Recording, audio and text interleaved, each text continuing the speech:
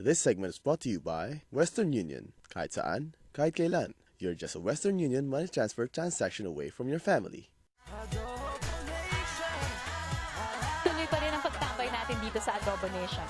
Shopping or paying debts online is convenient, but using credit or debit cards through the internet may be hazardous to your wallet's health. That's if you're not careful.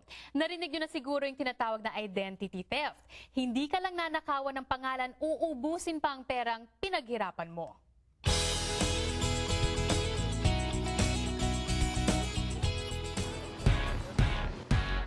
Ayon sa Federal Trade Commission, umaabot sa 9 na milyong katao ang nagiging biktima ng identity theft kada taon. Ito ang ilang paraan na ginagamit ng mga magnanakaw para mambiktima. Dumpster diving. Sinusuyod nila ang mga basurahan para sa mga personal information na maaaring makita sa mga bills or ibang mga papeles.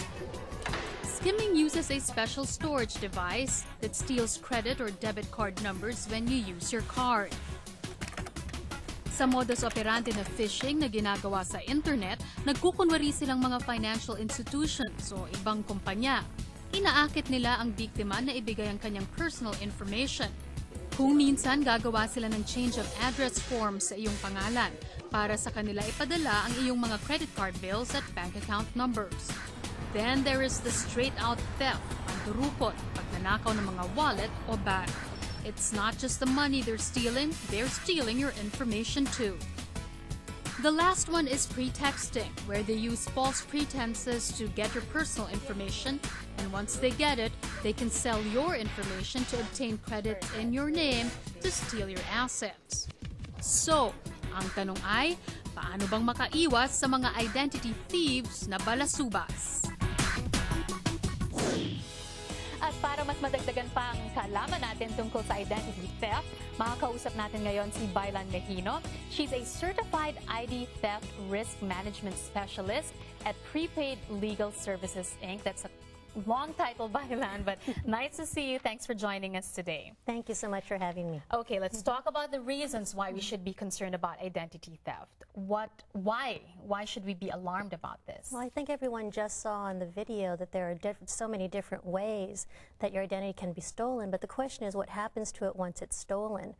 Most people are aware of the financial identity theft, but there are actually 5 different types. Financial is only 24 to 28% of all identity theft. So people need to be aware of their character, whether a crime is being committed in their name, whether someone is not paying taxes by having a job with Social Security identity theft, medical identity theft, whether someone is having any kind of operation or any test that might cancel your identity, your insurance. Correct. And DMV, where they might have a DUI or a DWI, and if you actually drive for a living, that can jeopardize your job. So those are the reasons, and we should be alarmed about that. Now, how can we better safeguard ourselves against identity theft? Well, most people think that they can protect themselves. You really can't protect yourself against identity theft. What you can do is you can minimize the risk. And there are many different ways you can do that. You can make sure, first of all, make sure that you're shredding your mail, including anything you do print out from email, anything online that might be identifiable. Shred it with a cross-cut shredder. Cross-cut? Right, not with the straight one, because believe it or not, there are actually people out there who will sit there at a table and try to put them back together. So cross-cut shredding is most important. Checking to make sure that your statements are coming in on time, that no one has changed your address without your notification, right? That you haven't been the one to originate that kind of change. There are several different ways, but really just being aware that your identity is out there and it's so easy for people to steal it. Oh, ayan mga ka-nation, natandaan po natin, we should always be on top of things. Alamin natin yung kung merong nawawalang billing statements in the mail, we should be aware of that because someone who may have already gotten your billing statements and therefore may be about to steal your identity. Now, let's say I've been victimized. What can I do? Because I understand that it takes about 600 hours just to get my identity back. Yes. People are spending an average of 600 hours, and that's during the day. So you're not being able to get your job done at work. So it's affecting your productivity at work. So then it affects the businesses too. And your out-of-pocket expenses are averaging over $1,400. I don't know that most people have $1,400 just sitting around to handle this. Yeah. So it's jeopardizing people's health, right? So there are so many things that happen to people as a result of identity theft that just makes it so imperative that they keep track of what they're doing with all of their identity pieces. Most important, if you're working, make sure that your identity at work is being protected too, because all businesses here in the United States now have several laws that they're subject to that have very hefty fines, that if an identity theft happens at the workplace, which is 50% of identity theft, it happens at the workplace. If they are able to track it back to that company, they have some hefty fines. And this is one topic that really causes a lot of paranoia among everyone.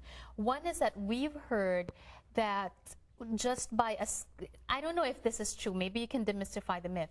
These criminals now have a scanner of some sort and can basically scan your credit or debit card from afar. Yes. And therefore, that's true? Yes, yes. Unfortunately, it is true. And also, you know, if you're talking, so many of us, we're talking to people on our cell phones, and we're giving our identity information over the cell phone. Wow.